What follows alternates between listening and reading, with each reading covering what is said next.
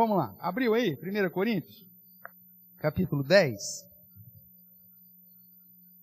Os exemplos da história de Israel. Vamos ler juntos os 13 primeiros versos? Diz assim, 1 Coríntios 10, todos.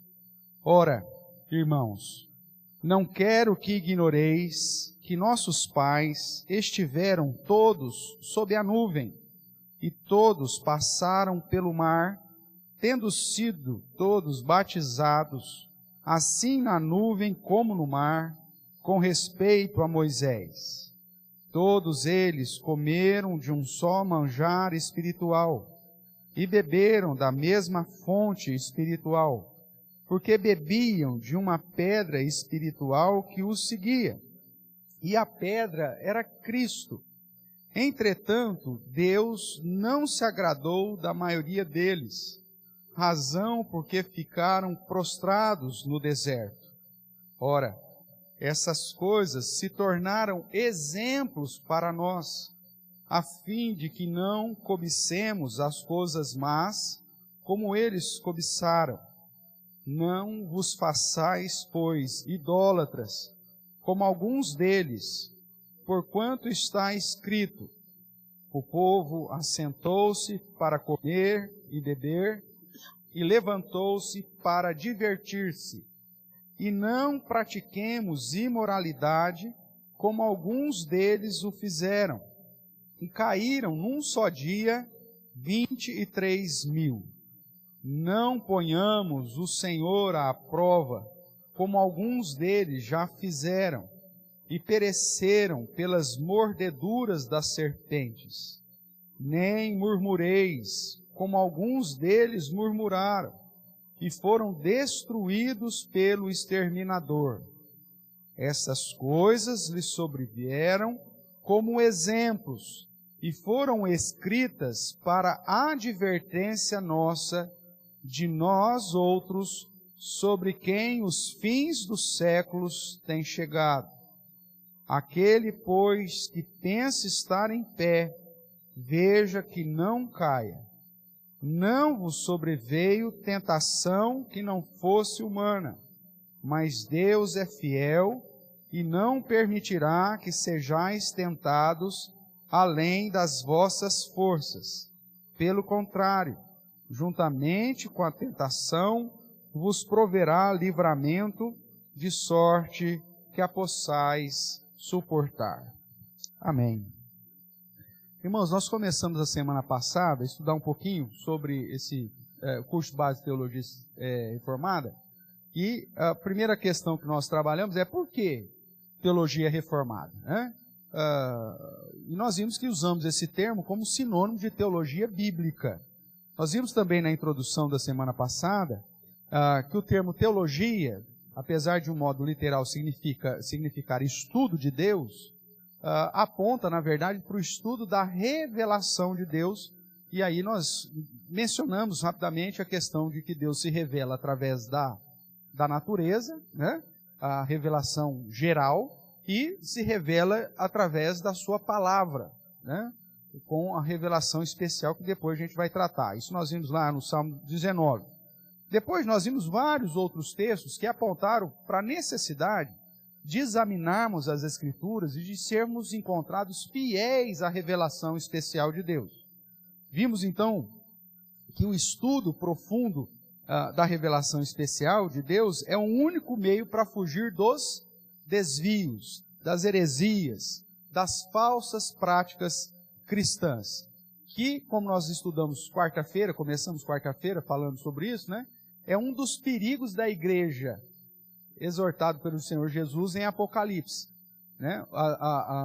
O liberalismo, o abraçar de heresias e de falsas doutrinas. Então, o meio para vencer e para nos preservar do erro doutrinário e da prática errada, mesmo debaixo de um nome de cristão, é o estudo da revelação, é o estudo da palavra de Deus.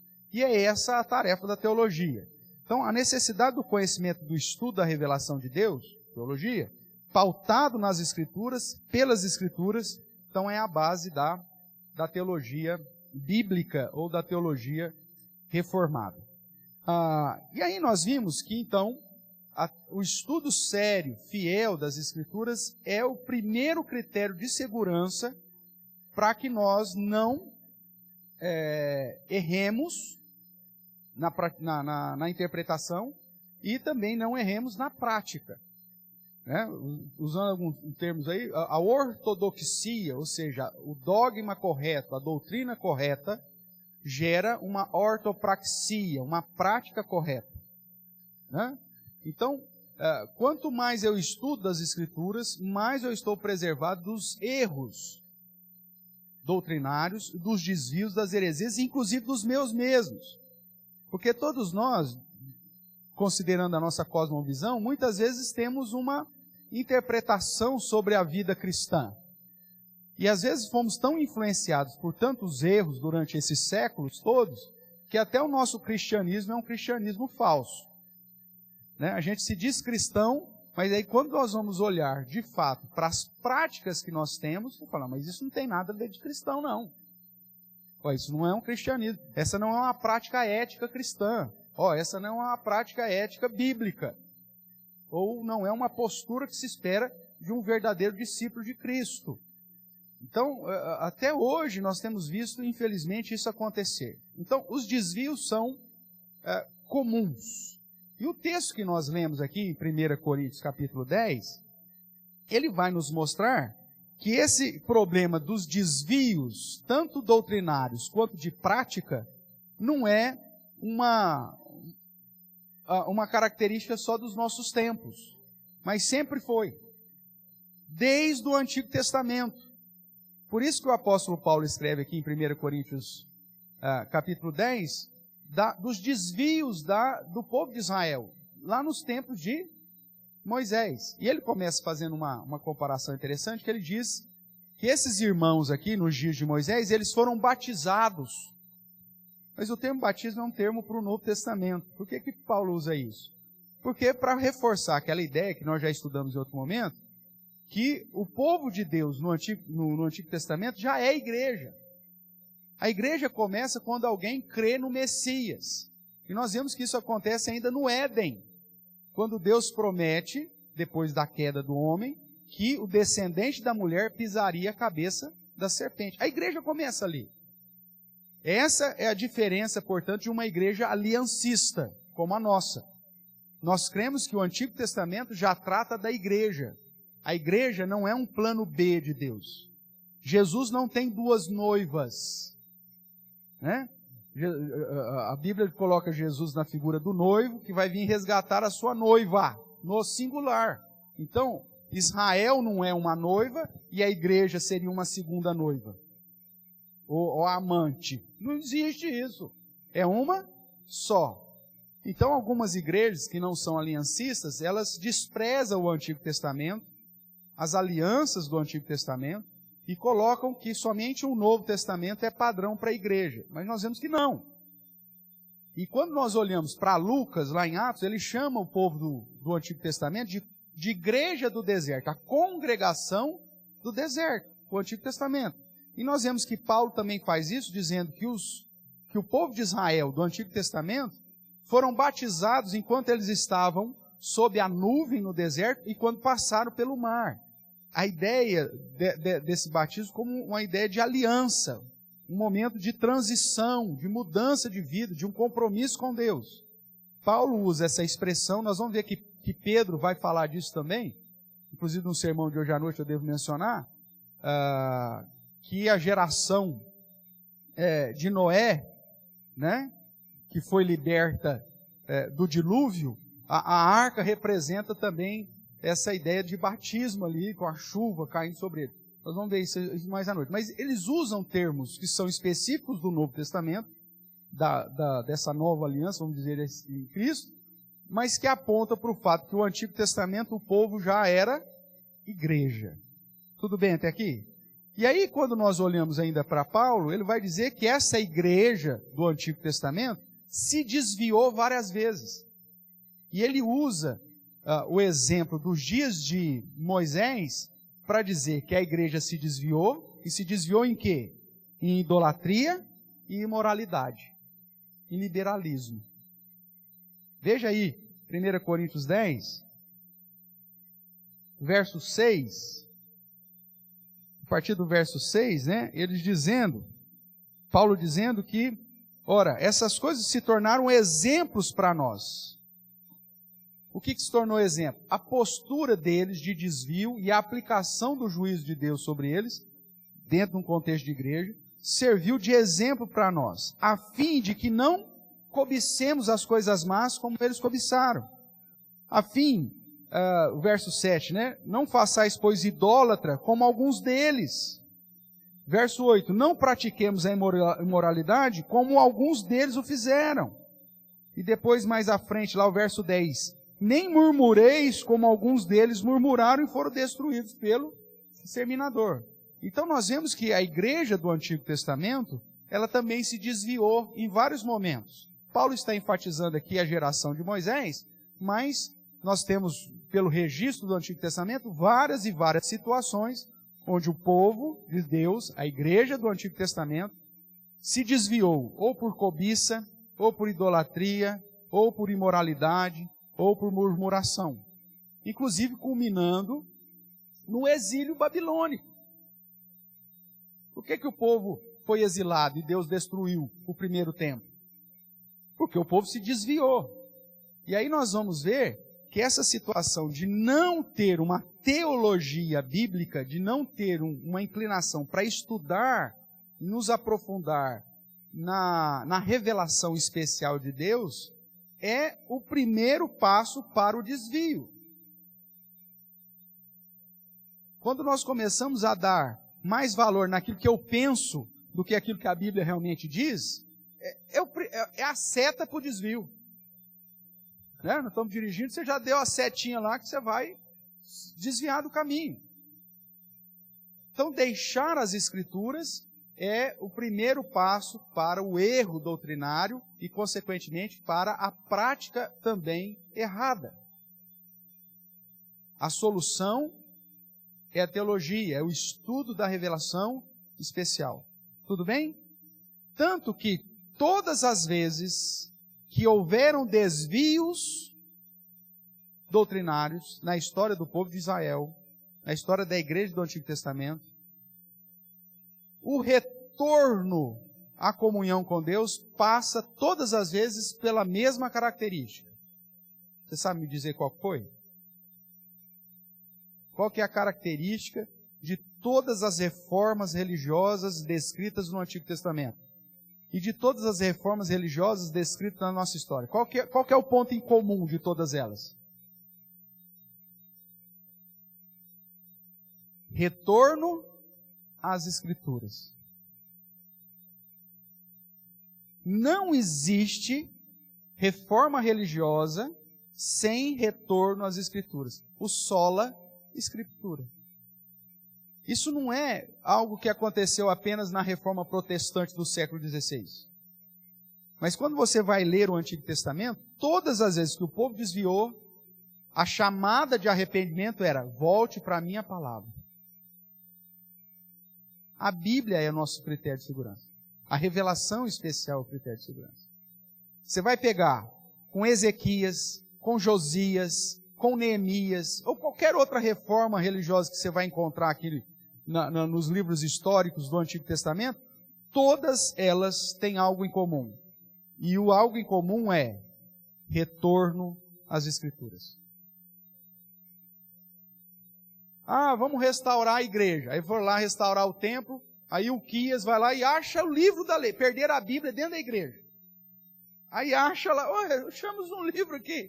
Aí traz para o rei, lê para o rei se rasga lá inteiro, pede para ensinar o povo, e aí há um arrependimento geral, e eles voltam para as Escrituras, aí você tem a reforma religiosa.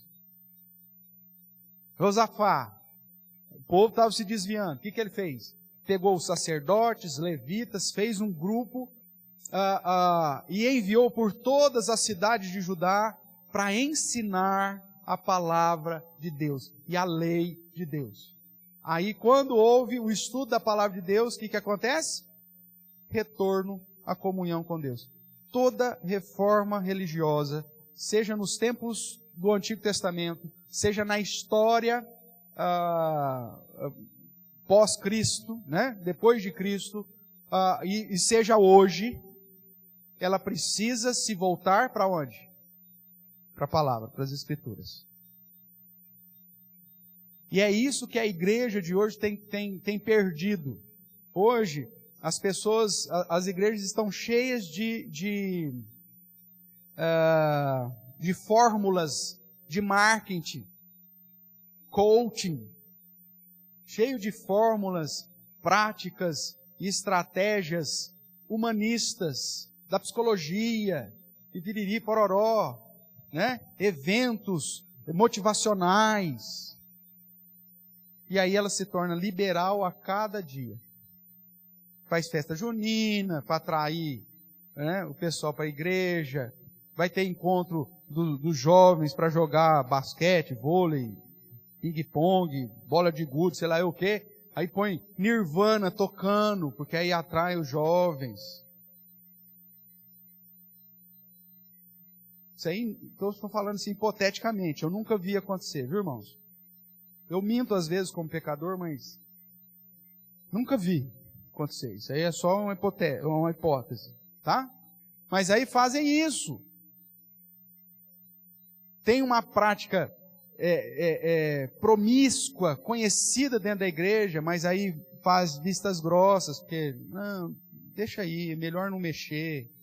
O liberalismo vai acontecendo porque as pessoas vão se afastando das Escrituras. Aí chega um iluminado e fala assim, vamos voltar às Escrituras.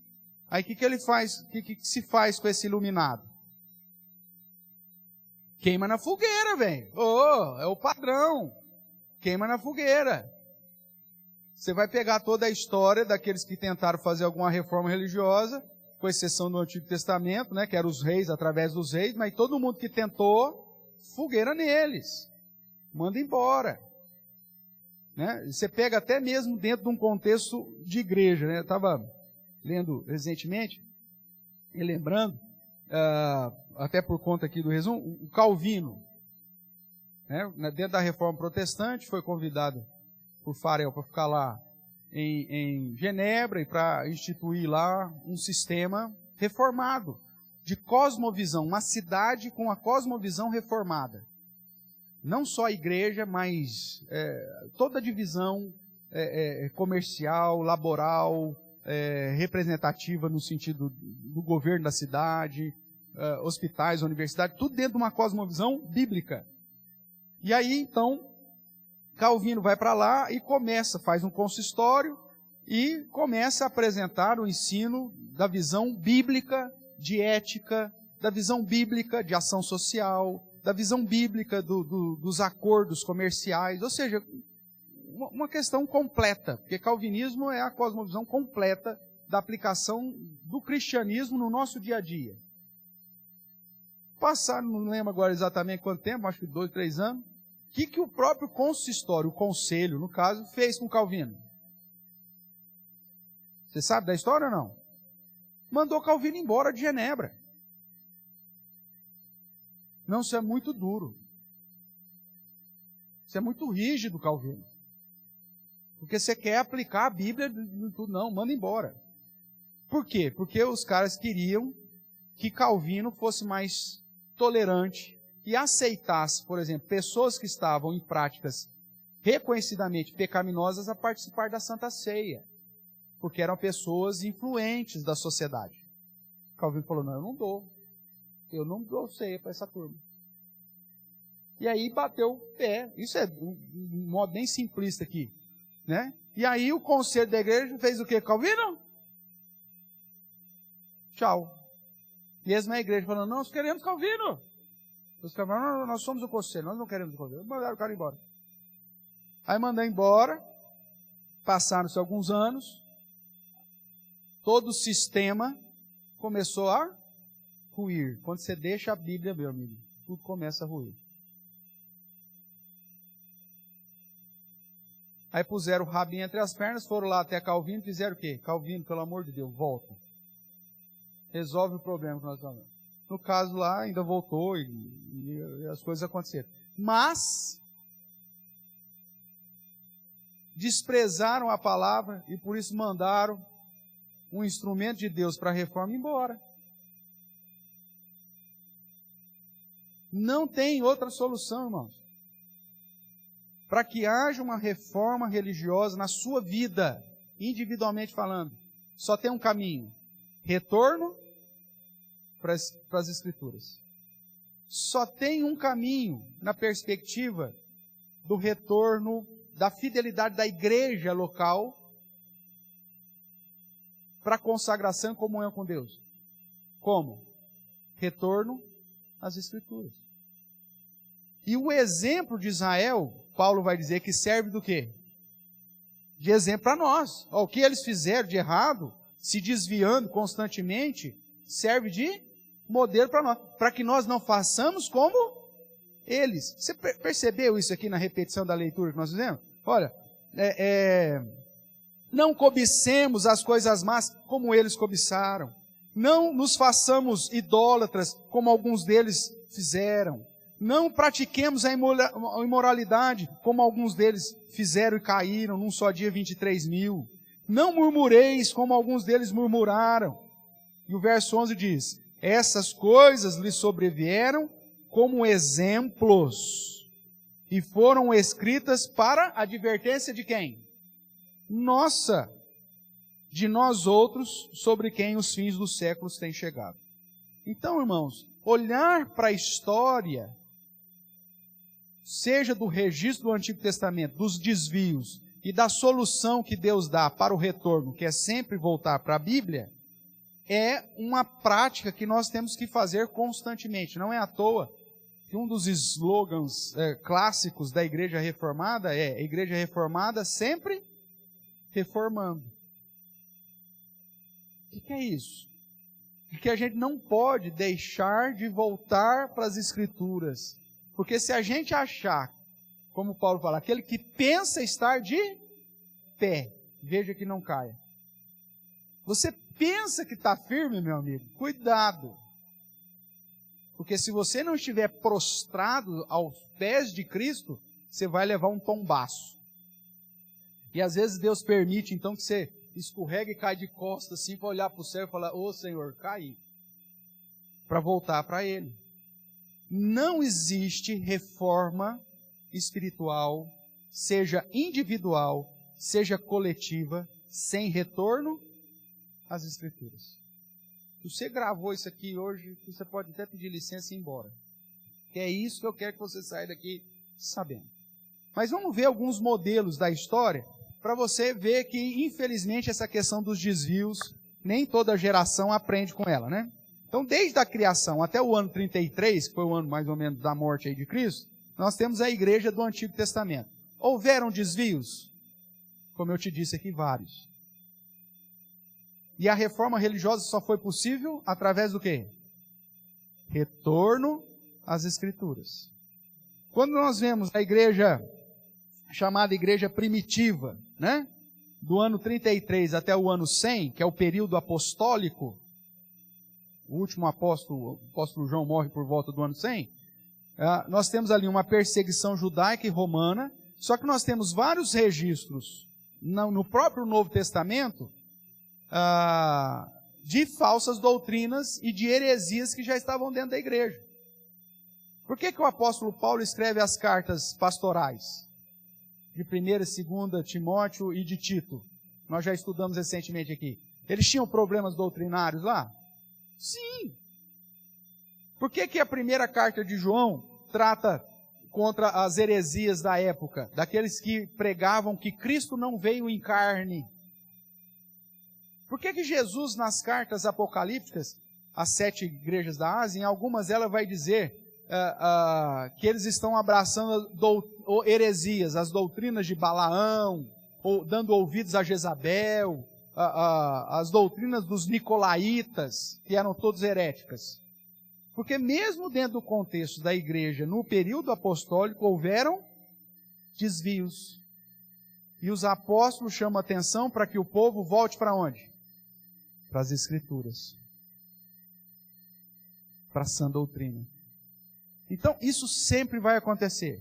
Quando você olha do ano 100 para o ano 313, que é o chamado período dos pais da igreja, né, que você tem a perseguição romana muito forte, e que tentam já, de certa forma, defender algumas doutrinas, mas a igreja ainda não está organizada de uma maneira plena, porque havia muita perseguição. Aconteceram erros doutrinários nesse período? Vários. E aí os pais da igreja, que eram os discípulos dos apóstolos, na maioria das vezes, vinham tentar sanar todos os desvios da época, através de que vacina? Qual que é a vacina para você resolver o problema herético? Voltar para as Escrituras. Sempre, em todas as épocas. Se você olha do ano 313 até o ano 476, que é o chamado período dos concílios ecumênicos, você tem lá por volta do ano 310 a conversão de Constantino, que era o imperador, né? Alguns historiadores dizem assim, não, ele não se converteu não, que ele só foi ser batizado no final da vida. Veja, nós estamos aqui num período que a igreja não tinha definido muito bem, muito claramente as suas doutrinas. Até esse ano, por volta do ano 300, até o ano 370, 380, a crença é que o batismo era para a salvação. E que o batismo era o batismo de João Batista, que lavava os pecados. Então, qual que era a ideia? Se o batismo lava os meus pecados, é melhor eu ser batizado quando eu sou pequenininho ou quando eu sou velhinho? Qual que é a lógica? Pois se lava os pecados, é melhor ser batizado velhinho, porque aí lava tudo. Se eu tomo banho cedo e vou trabalhar, né? Chega à noite para eu dormir, eu vou estar o quê? Sujo. Agora, se eu chego em casa à noite, depois do trabalho, tomo um banho para dormir, eu vou dormir limpinho. Olha que coisa boa. É a mesma ideia. Se o batismo é para lavar pecados, então é melhor que eu tome banho no final do dia, quando eu estiver perto de morrer. Constantino se converte, só que a crença da época era batismo lava pecados. Então o que Constantino fez? Deixa esse negócio mais para o fim. Só que isso criou um problema logístico. Você sabe que hora que você vai morrer? Quem sabe aqui? O dia, a hora e do quê? Alguém sabe? Que bom, né? Já pensou se você soubesse e se fosse hoje? Você está em desespero uma hora dessa. Mas ninguém sabe a hora que vai morrer. Então o cara ficava assim, meu Deus, eu estou deixando para lavar os meus pecados no final, mas se acontecer alguma coisa, eu morrer assim, ó. Aí não vai dar tempo de eu lavar, como que vai ser? Aí o que os caras faziam? Quem tinha dinheiro pegava um padre e ficava com esse padre a tiracolo. Que era o imperador, o zicão. Por isso que ele tinha capelas dentro das casas. Já viu isso? E tinha sempre o padre lá. Porque engasguei com o osso do frango. O padre está lá. Olha que maravilha. Então, antes do último suspiro, o cara me batiza e eu vou limpinho para o céu. Essa era a ideia. Lógico que eu estou aqui trazendo uma imagem tosca, né? bem cheia de caricatura, mas para você entender. E aí começou a ter um problema. Aí, como Constantino se converteu, a igreja cristã passou a ser oficial do império, aí começou a ter liberdade para os concílios. E os concílios ecumênicos, chamados concílios ecumênicos, de Nicéia, Constantinopla, o concílio de Éfeso, da Calcedônia, olha lá, de 325, 381, 431 e 451, esses concílios, os líderes religiosos definiam então as doutrinas. Houveram muitas heresias que foram rechaçadas, só que ao mesmo tempo, com influência agora do paganismo, nesse período você vai ver também alguns concílios tendo uma inclinação não tão correta, biblicamente falando. Estavam começando o negócio. E aí, num desses concílios definiram, não, o que nos leva para o inferno é o pecado original. Então, quanto mais cedo você for batizado, melhor. E aí, então, dentro da igreja, começou a se batizar crianças, mas ainda pelo motivo errado, para lavar pecados, que é o batismo que a Igreja Católica faz até hoje. Por que a Igreja Católica batiza a criança? Para lavar o pecado original. Tanto é que a criança não é batizada na Igreja Católica e morrer sem o batismo, ela é o quê? Pagã. Porque ela ainda está com o pecado original. Só que como a gente sempre dá um jeitinho para tudo, então a Igreja Católica definiu que mesmo que a criança que não foi batizada morreu, não tem problema. Ou, imagine, hoje tem igreja de todo lado, mas imagine aí, nos séculos passados, a criança nasceu, ficou doentinha, morreu, não deu tempo de levar para um padre e tal, não tem problema. Aí a igreja depois, muito tempo depois, definiu o chamado batismo por intenção. Já ouviu falar do batismo de intenção? É um batismo que você faz por aquele que já morreu. É só pagar a taxa que você faz. Né? Então, por exemplo, tive um bebezinho, morava na fazenda, não deu tempo de levar para batizar, para lavar os pecados originais, morreu pagão. O que eu faço? Vai lá, paga, aí o padre faz o batismo de intenção. Ó, senhor, estamos batizando intencionalmente em relação àquele que já morreu. Então você pagava. E aí isso abriu portas, inclusive, o meu avô, que já morreu tantos anos atrás, não tem problema, paga, e eu batizo por intenção também o seu avô. E ele vai sair. Então veja, com a oficialização do cristianismo, nós tivemos um lado positivo, que permitiu a igreja se reunir para discutir as questões teológicas, mas gerou um problema também, que agora a igreja, para agradar o império, começou a fazer concessões e os desvios começaram a aumentar. Os desvios doutrinários começaram a aumentar. E aí entra a tradição do homem. A Bíblia diz assim, não, mas como tradição nós temos que é dessa forma. E aí começa a ter desvios causados pela própria igreja. Começa aqui, no ano 313 ou 320, conforme o historiador falar. Depois, nós temos aí 476, isso aí é lógico que data nunca é cravada assim, né? Sempre tem algum evento mais ou menos, mas a queda do Império Romano do Ocidente. Então o Império Romano do Ocidente cai nessa época. E é justamente, irmãos, no momento, historicamente, lógico que eu não estou pegando aqui uma perspectiva exaustiva, não é nem nosso objetivo, mas você vai ver que depois desse 476, logo no século seguinte, vem o islamismo, o nascimento do islamismo.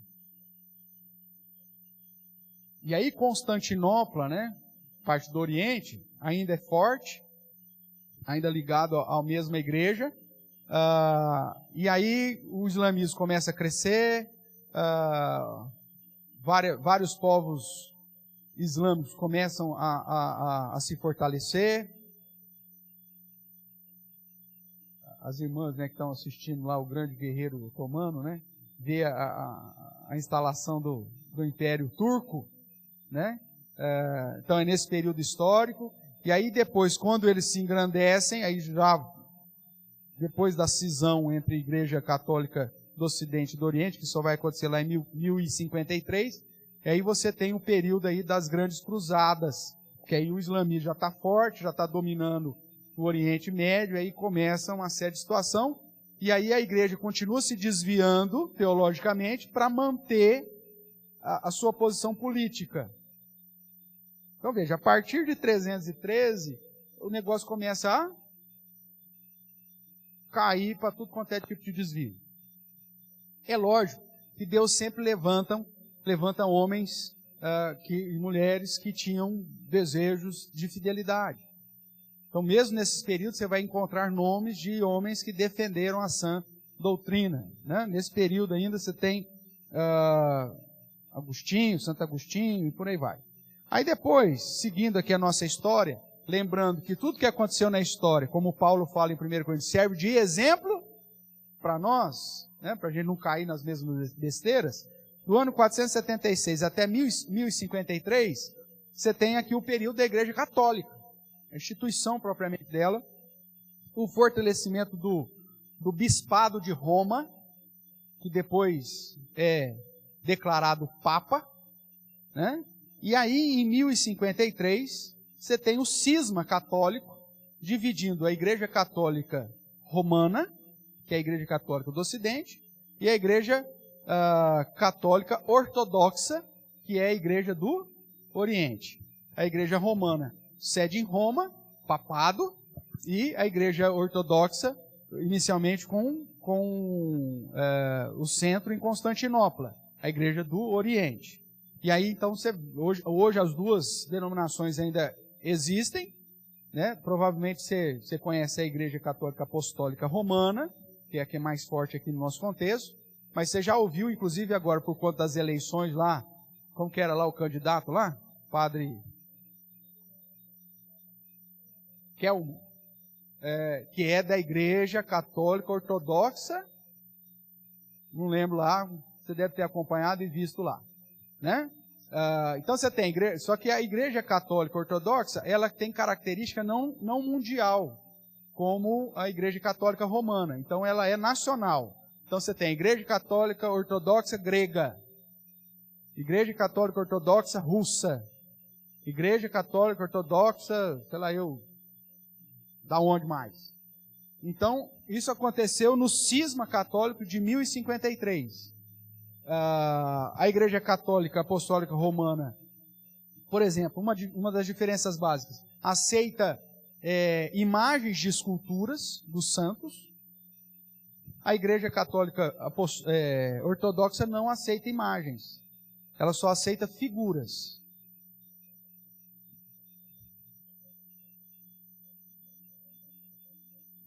Desvio é desvio, seja 0,01 grau ou 0,200 graus. Se você desviou 0,1 grau ou 300 mil graus, você desviou. Tudo bem? Então não adianta se o desvio é lá 0,0001 grau. Continua sendo desvio. Ou se é 300% de desvio. Também é. Então, quando eu morei no Guarujá, né, tinha um presbítero lá, Assis, ele era marinheiro comercial, e aí uma vez lá, conversando tal, sobre cartas náuticas, tarará, como calcular, piriri, popopó, ele falou assim: pastor, se a gente tiver um desvio de 0,0001% aqui em Santos, para atravessar o Atlântico, nós nunca vamos chegar no destino que nós gostaríamos. O mínimo desvio no início, quando o trajeto é muito grande, vai gerar um desvio enorme lá no final da jornada. E aí isso serve para nós, né? Ah, pastor, mas é só um desvio pequenininho aqui que nós vamos fazer na liturgia da igreja. Inicialmente pode até parecer um desvio pequenininho, mas lá no final da nossa jornada, nós queríamos ir para o Senegal e a gente sai em Angola. Quem conhece da geografia aí sabe que está bem longe, né? Então, por quê? Porque a distância é longa. Então, o mínimo desvio aqui vai gerar um grande desvio lá. Então, a ideia é que a igreja aprenda com os desvios da história. Para quê? Para que ela permaneça na palavra, nas escrituras, que é o nosso critério de segurança. Andando um pouquinho mais aí nessa linha do tempo, depois de 1953 até 1517, que é a data que marca a reforma protestante do século XVI, nós temos o chamado período pré-reforma, onde você tem a figura de John Wycliffe ou de John Huss, que são chamados de pré-reformadores. São homens crentes que Deus levantou, tem vários outros, que Deus levantou durante a história para dizer: ó, está errado, a igreja está errada, a igreja está se desviando, a igreja está se tornando imoral, a igreja está se tornando avarenta, a igreja está se desviando. E aí o que aconteceu com esses meninos? O que eu digo? Sempre fogueira, velho. Como? Mata. Ó, corta o pescoço. Tem? Você assistiu? Muito bom. Eu sei que tem também do John Hus. Que Hus é ganso, parece, se não me engano, em holandês.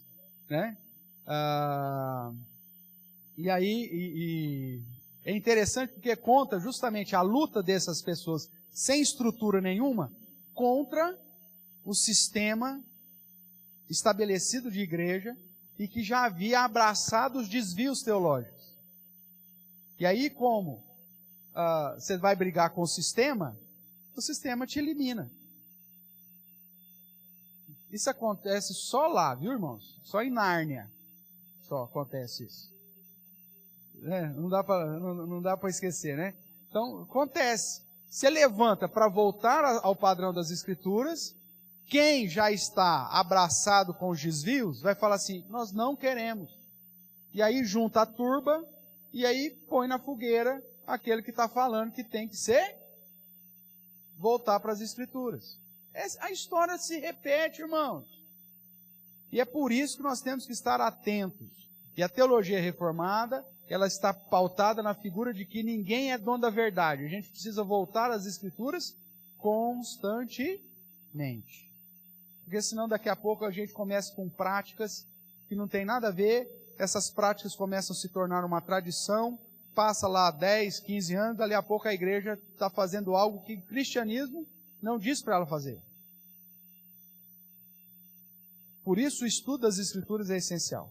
Nesse período, então, é lógico que escolástica, uma série de outros fatores determinantes, a própria criação da imprensa, né, de Gutenberg, foi preparando tudo para que em 1517, então, agora os reformadores tivessem mais força para produzir um retorno às Escrituras.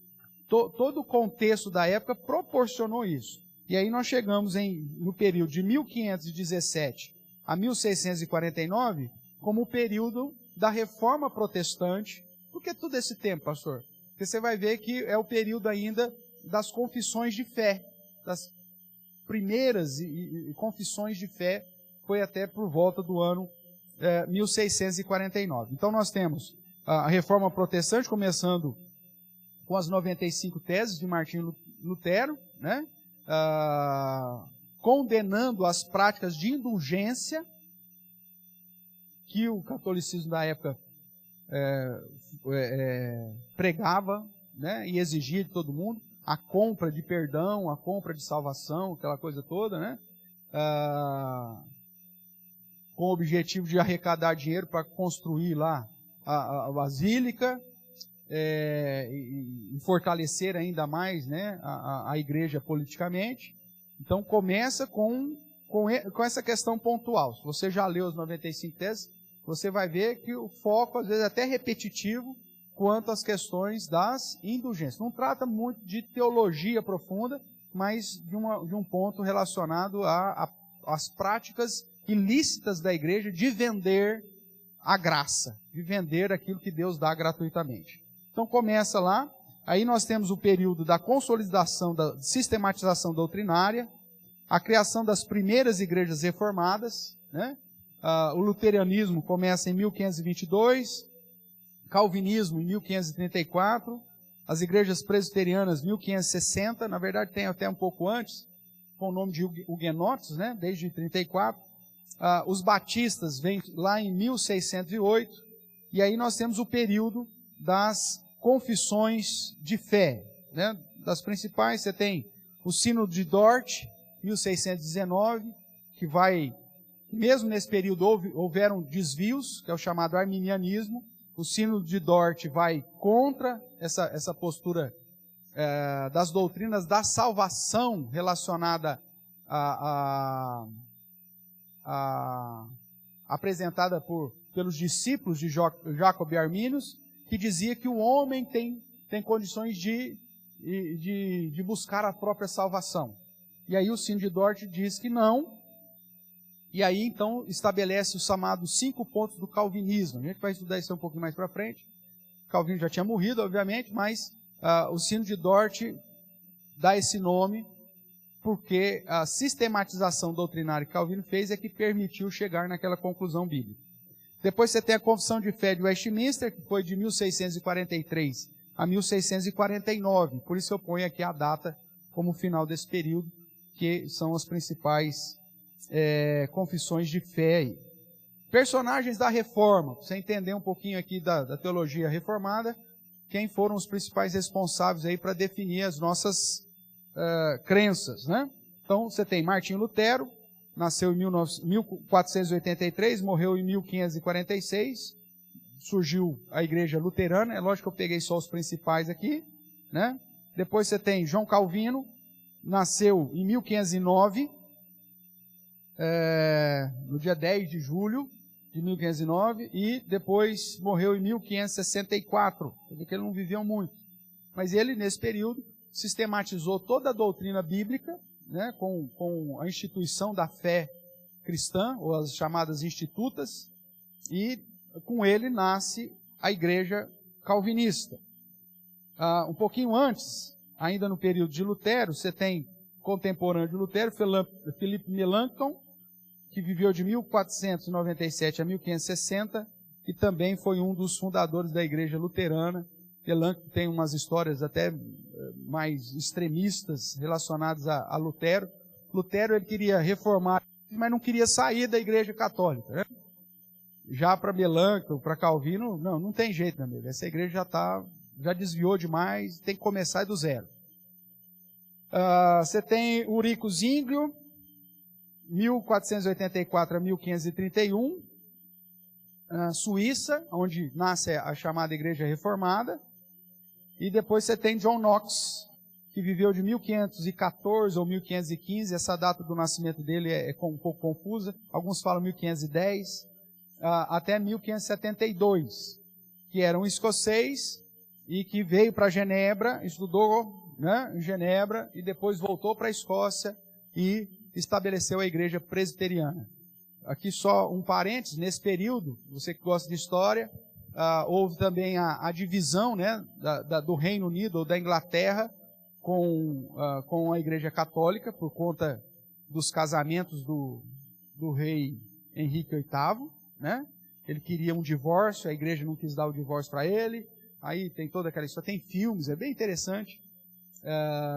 E aí ele, então, quebra o vínculo com a Igreja Católica e começa a Igreja Anglicana, né? E a Igreja Anglicana, ela, durante muito tempo, ela fica pisando em duas canoas, né? Uma hora voltada para as doutrinas reformadas, outra hora para a liturgia católica, e aí nós temos essa situação da Igreja Anglicana, produzida muito mais por um anseio político do rei, do que por um desejo de voltar às Escrituras.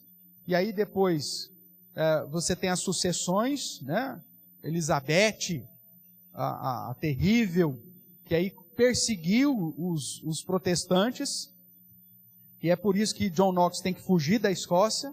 Só que essa fuga de John Knox foi providencial porque permitiu que ele fosse para Genebra, recebesse uma instrução muito maior, muito mais adequada, e aí depois, quando ele volta para a Escócia, ele tem condição de implementar ali a Igreja Presbiteriana, que é a igreja oficial da Escócia até hoje, né? A Igreja Presbiteriana é a igreja oficial da Escócia até hoje, apesar de estar também capenga, porque muito tempo já virou discoteca, virou um monte de coiseira, porque infelizmente o evangelho lá não está tão forte assim. E o problema da Igreja Presbiteriana da Escócia é que, de certa forma, ela foi institucionalizada como um departamento do Estado. Então, o que acontece? Os pastores lá são funcionários públicos, né? Isso acontece na Islândia. Eu estive na Islândia, só que na Islândia é a igreja luterana. Mas o pastor, ele é funcionário público. Quem paga o salário dele, a casa dele, tudo, a manutenção dele é o Estado. E com isso que acontece? Você tem muitos pastores que nem crentes são. É uma oportunidade de trabalho. Tá? O cara não tem vida com Deus. O cara vai lá, faz o seminário. Pra você ter uma ideia, a igreja, como é o governo, elege o cara para ser pastor durante 25 anos em determinada igreja. Aí o cara fica lá, não faz nada, não conhece muitas coisas também. Aí os desvios vão acontecendo. Então, a fraqueza da igreja, no meu entender, escocesa, se deu porque o Estado acabou institucionalizando ela e os pastores passaram, a partir do momento que passa a ser funcionário público, deixa de ser funcionário de Deus e passa a ser funcionário do Estado, aí o negócio complicou. Mas, de modo geral, os personagens aí da Reforma Protestante são esses, e que apontam, irmãos, para o fato de que Deus usa pessoas para trazer a sua igreja de volta às Escrituras.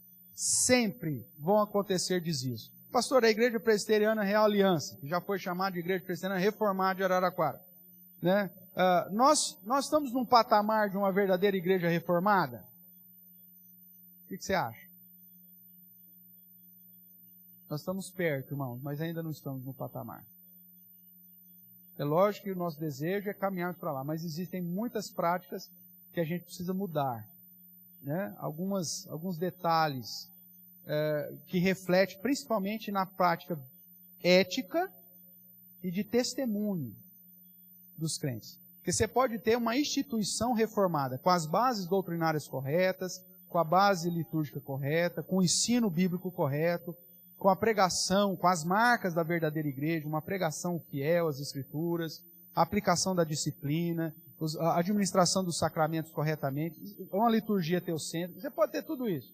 Só que se isso não reflete numa postura de vida reformada, pietista, puritana, lá na sua casa e lá no seu trabalho, a igreja não está cumprindo com o papel que ela deveria cumprir. Então é nesse sentido que a gente precisa avançar mais. A partir do momento que as doutrinas bíblicas, que a essência bíblica for uma essência sua, aí a igreja chega num patamar que realmente nós podemos dizer, nós somos a igreja reformada. Alguém?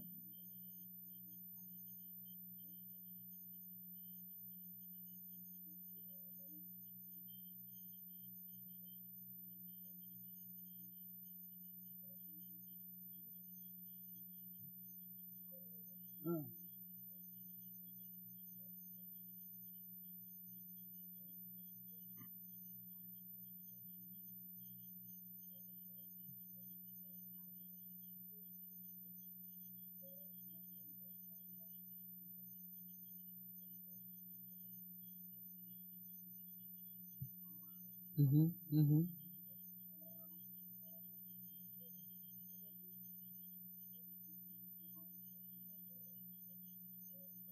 Veja, é um exemplo bem que eu estou falando.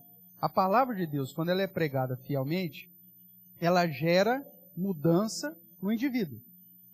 Eu posso ter uma instituição com as bases doutrinárias reformadas, mas se isso não produz mudança na vida das pessoas, ela não está cumprindo o papel dela. Então veja, a pregação correta gerou, no caso que você está citando aí, o desejo dela conhecer mais para colocar isso em prática. E você vê que isso, a seriedade e tal, tudo mais, é refletido porque ela tem conhecimento da palavra. Inclusive, eu não vi tudo lá, mas uma época que havia pastores específicos para estar dando acompanhamento, né? Sim. Mas veja, então, a palavra ela tem que despertar isso. Mudança prática, mudança ética, mudança em todas as áreas da vida. Qual que é a característica de uma igreja puritana, irmãos? Na nossa declaração de fé nós colocamos lá, né? A premissa puritana é que a doutrina correta vai gerar mudanças nas minhas atitudes dentro da igreja, na família e na sociedade. Então, as minhas crenças reformadas precisam, e toda a fidelidade escriturística precisa passar da porta. Então, uma igreja verdadeiramente reformada, irmãos, é aquela que tem uma base, obviamente, bíblica, que ensina, tem as marcas da verdadeira igreja, que a gente vai estudar para frente, que ensina corretamente as Escrituras, que tem uma liturgia teocêntrica, né? Que tem todas aquelas características que faz dela reformada, mas que gera mudança no coração das pessoas. As pessoas não podem entrar na igreja, elas têm que entrar aqui, dentro dessa igreja, e ter duas reações possíveis. Ou ela se prostra diante dos pés do Senhor Jesus e muda de vida completamente, ou ela sai daqui espumando de raiva daquilo que ela ouviu. Eu falei, esse pastor é doido, eu vou embora daqui. Miserável desse infeliz. Tudo bem. Agora se ela fala assim, é bom, mas você tem mudado de vida? Não, não tem mudado de vida. Se você não sair daqui com raiva de mim, eu não estou fazendo um bom sermão.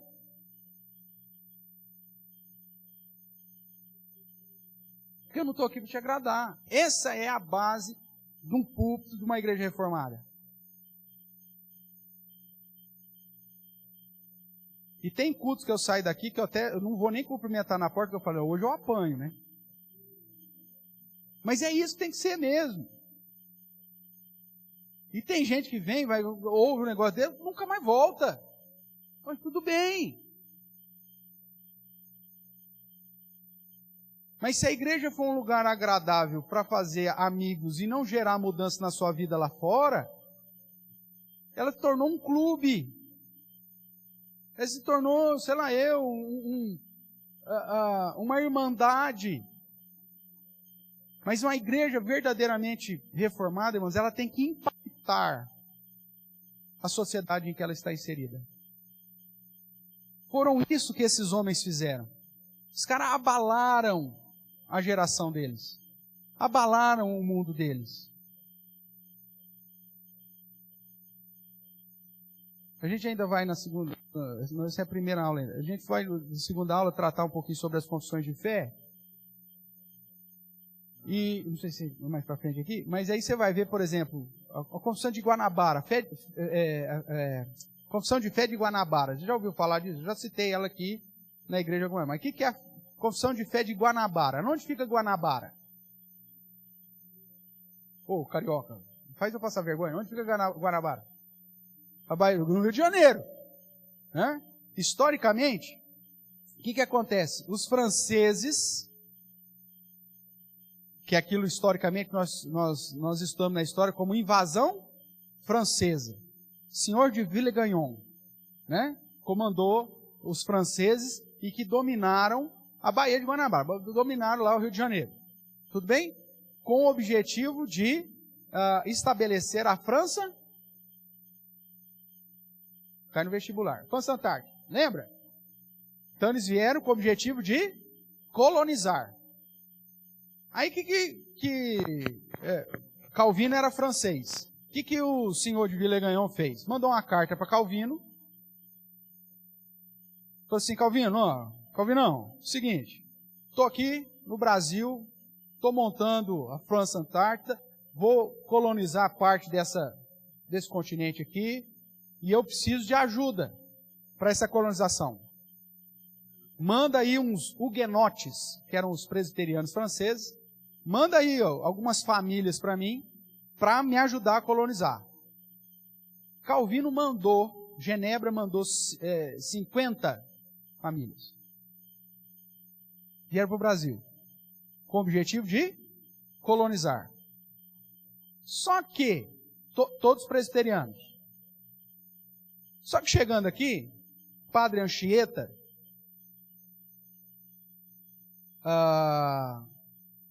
fez um acordo com o senhor de Villegagnon,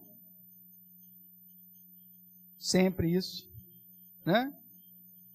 O Anchieta, que era o Xandão da época, o Anchieta, comandava tudo, né? Chegou para o senhor de Villegagnon e falou assim, meu amigo, vamos fazer um tratado aqui, eu tenho uma proposta boa. Ótimo. Villegagnon aceitou a proposta de Anchieta. Os missionários já estavam vivendo aqui, barbeiros, alfaiates, gente simples, mas crente, presbiteriana, reformado. E aí, então, o Padre Anchieta fez uma santa inquisição tupiniquim, prenderam todos os nossos irmãos e deram a eles algumas horas para negar a fé e se tornarem católicos ou morrerem. E aí esses irmãos, em algumas horas, escreveram uma confissão de fé, que é a confissão de fé de Guanabara, que é o primeiro documento reformado das Américas. Foi escrito no Rio de Janeiro.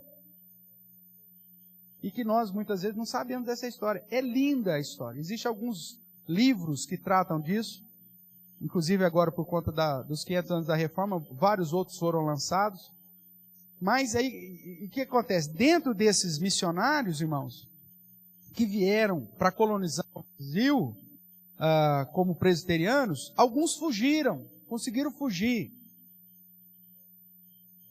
Historicamente, tem um, inclusive, que fugiu para o continente, saiu da ilha lá, foi para o continente e desceu, e chegou até São Vicente, que era a primeira vila do Brasil, e acabou sendo recepcionado por uma tribo guarani do entorno. E ele provavelmente morreu lá depois. Depois de 100 anos, depois de muitos anos, mais que isso, o livro vai tratar disso. Chegaram lá, naquela região, e descobriram uma tribo indígena com práticas reformadas, de fé reformada, que cria num Deus triuno. Olha só que coisa louca, né? Que tinha uma prática totalmente já influenciada pela cosmovisão calvinista. Olha só. Provavelmente esse cara que fugiu foi para lá e pregou para esses índios, e ensinou, parará. Um outro que fugiu, chamado Jean de Lery, francês, conseguiu fugir numa embarcação, escondido no meio lá das madeiras lá de pau-brasil, e começou a escrever, inclusive, o seu livro enquanto estava no navio de volta para a Europa, e foi publicado, se não me engano, pela USP, chama Viagens à Terra do Brasil. São 2 livros, esse é um, Viagem à Terras do Brasil, Jean de Lery, onde ele conta a história da vinda e menciona várias coisas relacionadas à parte biológica, de característica geográfica do país, mas também trata dessa situação da confissão de fé de Guanabara. E ele escreveu o livro, para você ter uma ideia, com o próprio sangue e, às vezes, com tinta do pau vermelho. Então, o original do livro é escrito com sangue ou com tinta do pau-brasil. Isso faz parte da nossa história. Só por que você não aprende isso na escola, pastor? Você não aprende na escola porque a única coisa que se fala dos franceses é que eles invadiram o Brasil, que os portugueses nos salvaram, mandando os franceses de volta para casa. Na verdade, o que aconteceu foi que o chefe da expedição francesa se vendeu, que é o senhor de Villegagnon, e aí que o Xandão da época, né, o Anchieta, né, fez? Matou todos os missionários presbiterianos. Só que antes de matar, foi feito esse registro, e esse documento, então, foi usado pela Inquisição na época, né, como a prova cabal para matá-los. Por isso que esse documento não foi destruído, para nossa sorte. E se você for ler a Confissão de Fé de Guanabara, é algo assim fantástico. Você pensar que era barbeiro, alfaiate, agricultor, gente simples, e a capacidade deles de escrever uma confissão de fé em algumas horas, você fala assim, meu Deus do céu, que vergonha de mim.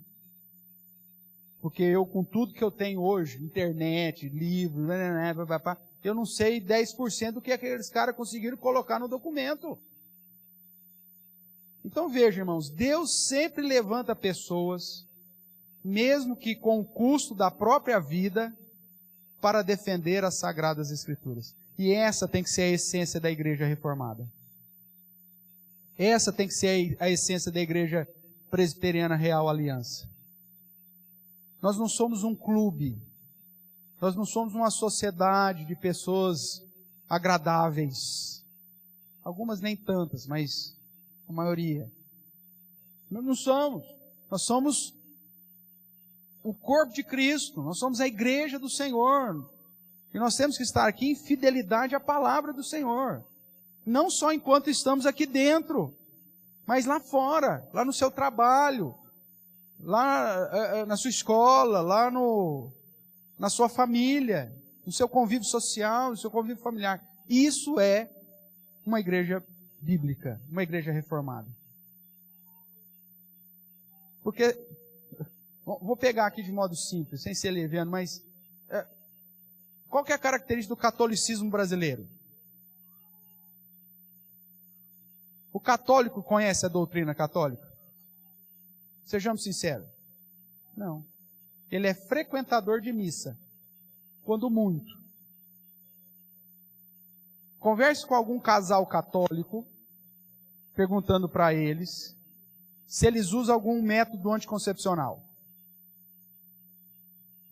Se ele falar que usa qualquer tipo de método anticoncepcional, eles estão indo contra a doutrina católica. Porque o catolicismo não permite. Inclusive é um genocídio, né? Que eles fazem na África por conta disso. Porque o que tem de mães que morrem, crianças que morrem, não sei o quê, porque não tem nenhum tipo de planejamento familiar, cara. E não pode ter. Agora, pergunta para algum católico que você conhece. Se a pessoa toma pílula, ou se... Isso vai contra a doutrina. Agora, o católico aceita isso? Não. Você fala, não, mas a igreja determina que não faça. Ah, não, mas isso aí eu não faço. Ah, então, por que você está lá na igreja? Porque são frequentadores, irmãos. Como se fosse um clube. Afinal de contas, dá desconto para ele no frango lá no dia da quermesse, se ele for da paróquia. Agora tem vida? Não, não tem. Agora, qual que é o problema? Muitas igrejas evangélicas têm tentado seguir o mesmo caminho. São frequentadores. São membros. A diferença de uma igreja verdadeiramente reformada é que ela não tem membros. Ela tem o que mesmo? Discípulos. Que pregam a palavra, que vivem a palavra. Irmãos, esses homens aqui morreram para que hoje nós tivéssemos a liberdade de estudar a Bíblia como nós temos. Se não é um desrespeito, presta atenção no que eu vou falar. Se não é um desrespeito para com o próprio Deus não viver uma vida de acordo com o padrão dele, é um desrespeito pelo menos com esses irmãos que deram a vida. É lógico que o desrespeito para com o Criador é muito maior. Mas se o desrespeito para com Deus Todo-Poderoso não te motiva a viver uma vida dentro do padrão bíblico, pelo menos esses irmãos que morreram no solo brasileiro, para que hoje nós tivéssemos essa liberdade, isso deveria nos corar de vergonha e nos conduzir a pregar o Evangelho de uma maneira muito mais enfática e fiel. Isso é a importância da teologia reformada. Tudo bem até aqui, irmãos? Semana que vem, se Deus permitir, ainda na primeira aula, né, parte 3, essa é a parte 2, né, Gabriel? Então, aí nós vamos passar para as bases fundamentais da teologia reformada. Aí nós vamos tratar dos 5 solas, dos 5 pontos de calvinismo, de algumas questões das confissões, e aí a gente fecha essa primeira aula, que é só introdutória. Dúvidas até aqui? Pastor, o que nós podemos aprender dessa aula de hoje?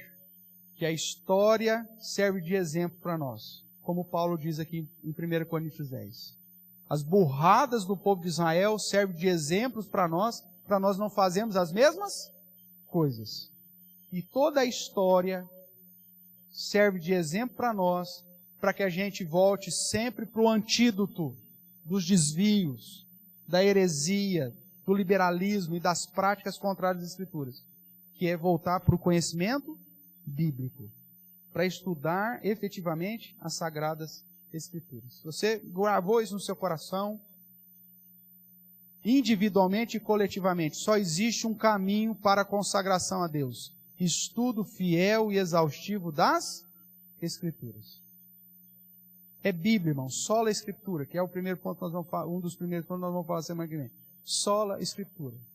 Somente a Bíblia. É o critério de segurança. Se você não conhece a Bíblia, se você não estuda a Bíblia, se você não pratica a Bíblia, você vai ser só mais um na multidão.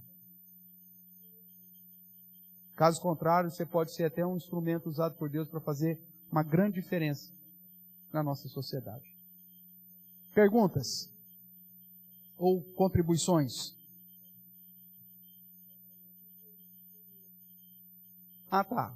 A Edmeta perguntou, por que presbiteriana? De onde que vem o termo presbiteriano?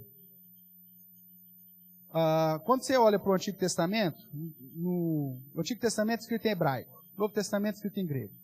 No Antigo Testamento, a palavra para homens maduros é chamada de ancião. Então, ancião vem do hebraico. No grego, a palavra correspondente é presbíteros, que é presbíteros, né? Que é a ideia de alguém capaz, temente a Deus, que conhece as Escrituras e que vai ser responsabilizado pela administração da igreja. Então, o termo presbiteriano vem da ideia do sistema de governo da igreja. Eu vou falar isso também um pouco mais para frente. Presbiteriana aponta para o fato que nós somos uma igreja regida por representantes que nós chamamos de presbíteros. Então, é um termo que aponta para o sistema de governo. Geralmente, as outras igrejas usam alguma nomenclatura que aponta para alguma doutrina específica. Os batistas, por que eles se chamam batistas? Porque eles dão ênfase no batismo, num batismo de imersão, tudo mais, né? Por conta daquela, eu até brinco, eles não gostam muito, mas porque eles são seguidores de Apolo, que só conheciam o batismo de João, né? E que precisam de alguém como Áquila e Priscila para explicar melhor o caminho para eles. Mas aí é uma briga secular já, né? Já de séculos, então não podemos perder a piada. Mas basicamente é isso, eles dão ênfase no método do batismo, por isso são chamados de igreja batista. Vamos pegar até a ideia que agora é cedo, mas adventista, porque eles dão ênfase na questão do advento, da volta de Cristo. Nossa igreja, qual que é a doutrina básica dela? Não existe, é a Bíblia inteira. Então por isso nós não temos nenhum nome relacionado a alguma doutrina específica. Mas sim ao sistema de governo, porque para diferenciar do sistema católico, que é episcopal. Quem que manda na igreja católica? O Papa. Quem que manda na igreja presbiteriana? O povo através da eleição de presbíteros. Mas isso aí a gente vai falar um pouquinho lá na frente, quando eu vou tratar da diferença das igrejas e o porquê da igreja presbiteriana. Mas o nome presbiteriano vem de presbítero. Tá bom?